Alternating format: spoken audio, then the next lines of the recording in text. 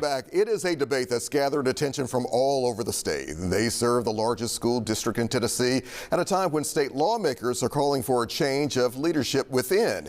Here to weigh in on some of the big issues affecting Memphis and Shelby County are our city council members, Jerry Green and Dr. Michael Easter Thomas. Hello, ladies. How is everybody doing today?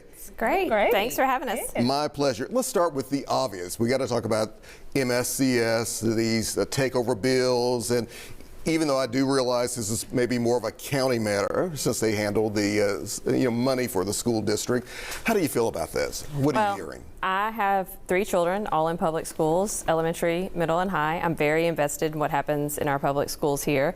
And I am hopeful that the supermajority Republican legislature comes to their senses. They say they are patriotic and like small government.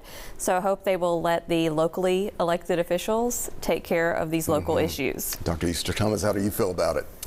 Thinking long term, Alex, and hoping this doesn't set a precedent for our other locally elected legislative bodies. So thinking about what does that mean for the county commission? What does that mean for city council? Are we all at a threat of possibly being taken over? So it really puts the long sight into view. It's a very interesting time, to say the least. Yesterday on WREG at 3, we had County Commissioner Erica Sugarman, who has come up with her own proposal, alternative plan, that could perhaps involve both the Shelby County Commission and Memphis City Council members, maybe appointing a new board to just oversee the school board, the MSCS school board. What are your thoughts on that? That's my first time hearing it. I definitely have to look at it and see, does that even meet the qualifications of what the state wants to do? Who would apply? How do the votes go? Do we both have to approve on the same person? That's a lot of minutia to go through, but I haven't heard about that. I'd be interested to read it. Yeah, Jerry Green? Yeah, I've heard about it, and I think to your point, like there's a lot of details that would have to be ironed out. And for me, it just feels like too many cooks in the kitchen.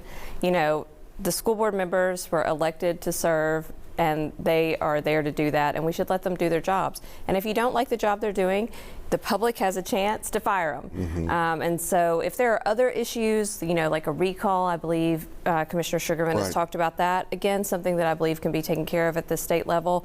But truthfully, I think we should move past what happened with former Superintendent Dr. Fagans and focus on our kids and what's best for them. And we've proven over and over again, not just here in Shelby County, but across the nation, state takeovers are bad, especially for children who live in poverty and that are minorities. So why would we want that here? Okay, let's talk about another matter that I know is of interest to both you ladies, and making sure that moms and politics and government kind of go hand in hand. How did this kind of come about, and why? So, as you probably can tell during committee, you have seatmates, right? Okay. that you engage with in conversation. And Councilwoman Green and I were sitting next to each other for a year, and one day we started exchanging breastfeeding stories out of everything. So, not talking about committee agenda items. I like the way you all are just putting it on the table here. We like that. Yeah. And within that conversation, just wondering, is there accessible spaces in our cities?